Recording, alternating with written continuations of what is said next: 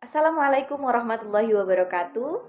Perkenalkan, nama saya Kiki Amanda dengan nomor pokok mahasiswa 20 10 3161 20 10 17 dari kelas RB1. Di sini saya akan mempresentasikan tentang apa itu SPSS dan bagaimana cara penggunaannya. Video ini dibuat sebagai pemenuhan tugas akhir dari mata kuliah Metodologi Penelitian yang diampu oleh Bapak Dr. Yafenel Evi Fusalam, MPD. Kita masuk langsung kepada slide pembahasan. Apa itu SPSS? SPSS adalah program komputer yang dipakai untuk analisis statistika. SPSS biasa digunakan untuk pengelolaan dan menganalisis data yang memiliki kemampuan analisis statistik serta sistem manajemen data dengan dukungan lingkungan grafis. Aplikasi SPSS banyak diaplikasikan dan digunakan oleh kalangan pengguna komputer baik di bidang bisnis, perkantoran, pendidikan, dan juga penelitian. Selanjutnya, ada fungsi SPSS. Fungsi utama dari aplikasi SPSS ini adalah untuk analisis data. Selain itu, SPSS juga dapat digunakan sebagai pengolahan dan mendokumentasikan data, representasi data statistik, analisis statistik, survei, pembuatan data turunan, analisis data, data mining, dan juga untuk melakukan riset pemasaran. Secara umum, cara kerja SPSS terbagi menjadi 3, yakni yang pertama itu input data seperti melakukan input data di data view atau nama variabel di variabel view. Kedua, itu ada proses data, di mana pengguna memilih metode yang digunakan untuk mengelola data. Dan yang terakhir itu ada output atau hasil analisis yang digunakan untuk mengambil keputusan sesuai dengan metode yang digunakan. Aplikasi SPSS juga memiliki kelebihan dan kekurangan. Kita masuk kepada kelebihan terlebih dahulu. SPSS mampu mengakses data dari berbagai jenis format yang ada, sehingga data yang sudah tersedia dalam berbagai format dapat digunakan langsung untuk melakukan analisis data. Tampilan data yang diberikan oleh SPSS lebih informatif, sehingga mempermudah pengguna dalam membaca hasil yang diberikan. Lalu yang ketiga itu informasi yang diberikan jauh lebih akurat, karena SPSS itu sendiri memberikan informasi dengan memberikan kode alasan jika terjadi missing data atau kesalahan pada data. SPSS sendiri cukup mudah digunakan di mana pengguna tidak perlu mempelajari bahasa programming. Kita masuk kepada kekurangan dari SPSS. Yang pertama itu walaupun friendly user, namun program ini tetap tergolong rumit. Pengguna program ini minimal harus mengetahui dasar dari ilmu statistik untuk bisa menjalankan program ini, sehingga tidak mengherankan banyak seminar atau pelatihan-pelatihan khusus yang diadakan untuk program SPSS itu sendiri. SPSS tergolong memiliki perkembangan yang cepat sehingga kadang tampilan secara fisik berbeda dengan SPSS yang lama dan user harus cepat beradaptasi dengan sistem yang baru. Dan efek lainnya pun adalah user harus pintar-pintar memilih seri SPSS yang tepat untuk komputernya. Terdapat banyak versi dari SPSS ini yang beredar di kalangan masyarakat, sehingga pemilihan SPSS harus sesuai dengan komputer atau laptop yang kita gunakan. Baiklah, sekian penjelasan tentang aplikasi SPSS. Selanjutnya, kita akan masuk kepada contoh dan cara pengelolaan data di aplikasi SPSS itu sendiri.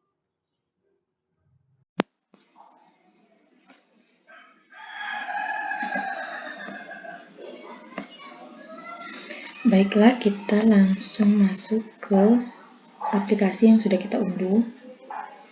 Lalu klik variable view dan kita masukkan nama variabel yang ingin kita analisis. Sini saya tulis nama. Lalu untuk di bagian ini tidak boleh ada yang namanya spasi. Jadi cukup inisial saja.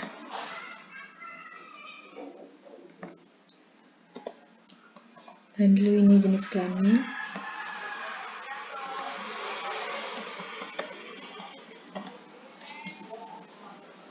Golongan darah, umur,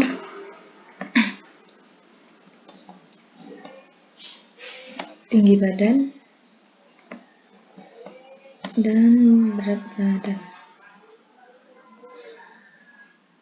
Ini kita ganti nama, kita ganti jadi string karena nama tidak dapat diukur ya.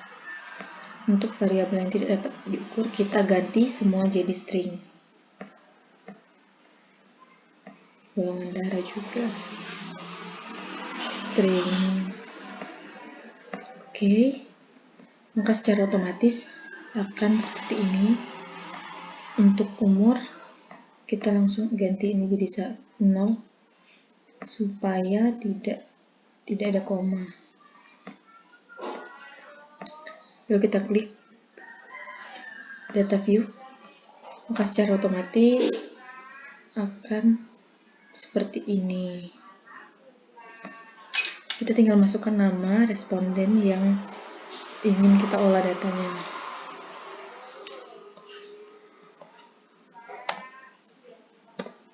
Mita.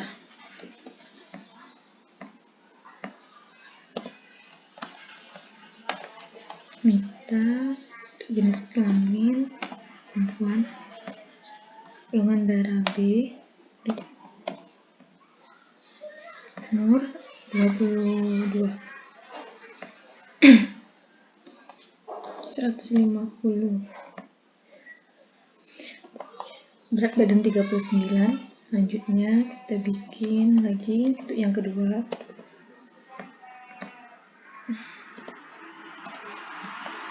Ini jenis kelamin perempuan,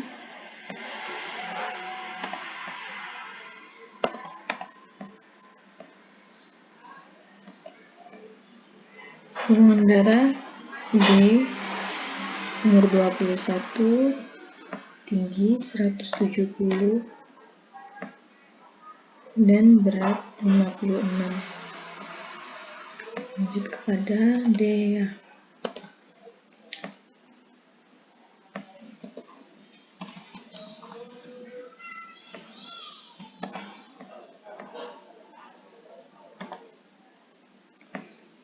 (21 tahun, 156, ini beratnya 46. Lanjut, nama Rifan,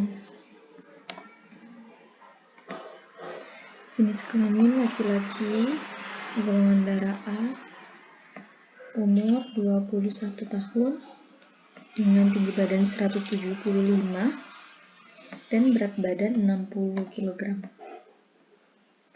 Kemudian ada Wahyu,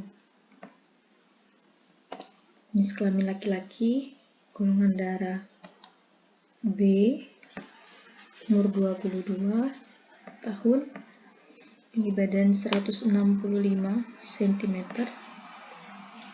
dan berat badan 62 kg. Selanjutnya ada Aldi, jenis kelamin laki-laki, golongan darah O, umur 22 tahun, tinggi 160 dan berat 56. Selanjutnya yang ketujuh itu ada Sabina, perempuan, golongan darah O,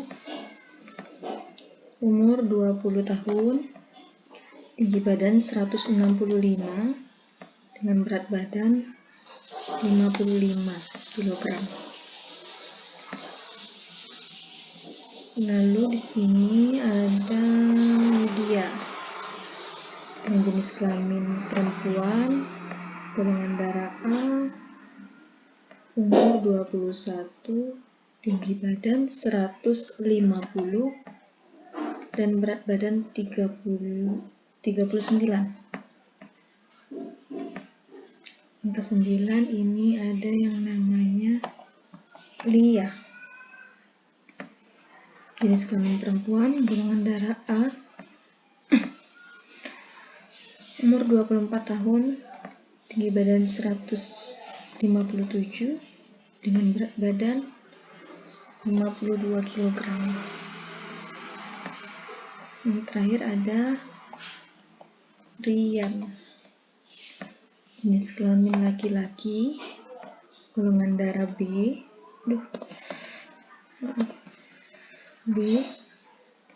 umur 24 tahun, tinggi badan 170 dan berat badan 60. Nah, karena data ini sudah kita buat, kemudian data ini akan kita kelola untuk mencari mean, median, modus, dan sum.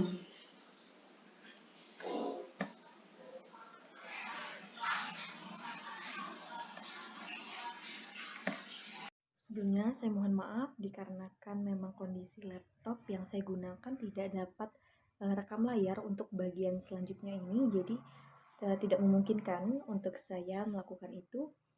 Maka dari itu solusi yang saya ambil adalah untuk merekam lewat handphone yang saya miliki. Terima kasih. Baiklah, ini data yang sudah saya buat tadi. Selanjutnya kita tinggal pilih bagian analis.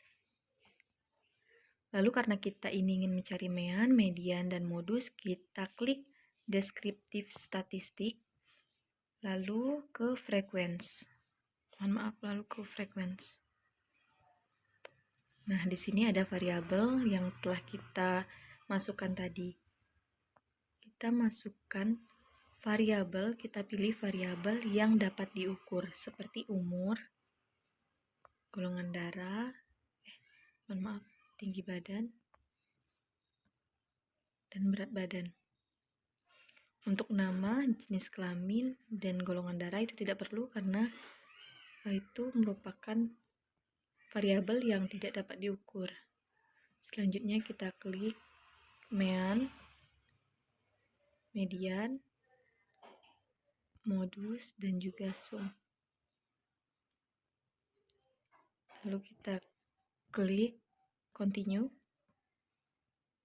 kemudian klik charts, dan klik histogram karena kita ingin mencari histogram. Kemudian continue, lalu klik OK.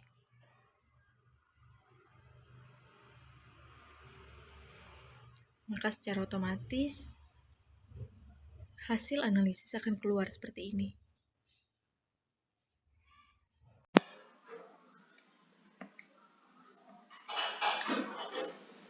Nah, setelah muncul hasil analisis data tadi,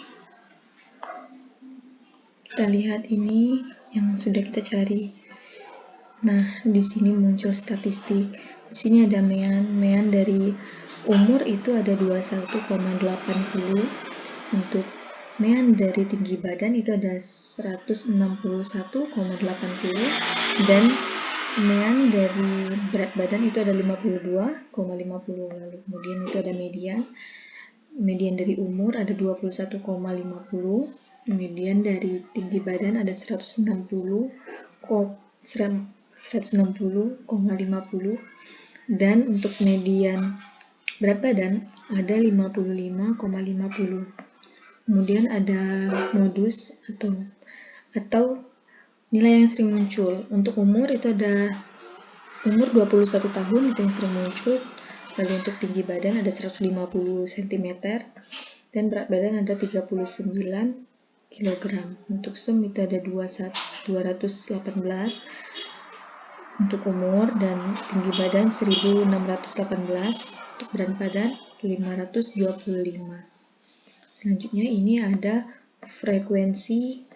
tabel frekuensi dari umur, bahwa umur 20 tahun itu terdiri dari 1 orang, 21 tahun itu ada 4 orang, 22 tahun ada 3 orang, 24 tahun ada 2 orang. Jadi total frekuensinya ada 10 orang. Selanjutnya ini ada tinggi badan. Untuk tinggi badan di 150 ada 2 orang, 156 ada 1 orang, 157 1 orang, 160 cm ada 1 orang, 165 cm ada 2 orang, 170 cm ada 2 orang, dan 175 cm ada 1 orang. Total frekuensi yaitu 10. Selanjutnya ada frekuensi tabel dari berat badan. Untuk berat badan 39 kg ada 2 orang, 46 kg ada 1 orang, 52 kg ada 1 orang, 55 kg ada 1 orang, 56 kg ada 2 orang, 60 kg ada 2 orang, dan 62 kg ada 1 orang. Jadi totalnya 10 orang. Nah, ini histogram dari umur. Total frekuensinya ini umur, ini tinggi badan,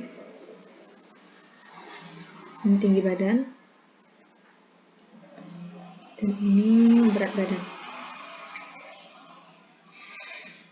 Baiklah, sekian presentasi dari saya. Apabila ada kesalahan mohon dimaafkan. Terima kasih. Wassalamualaikum warahmatullahi wabarakatuh. Bye.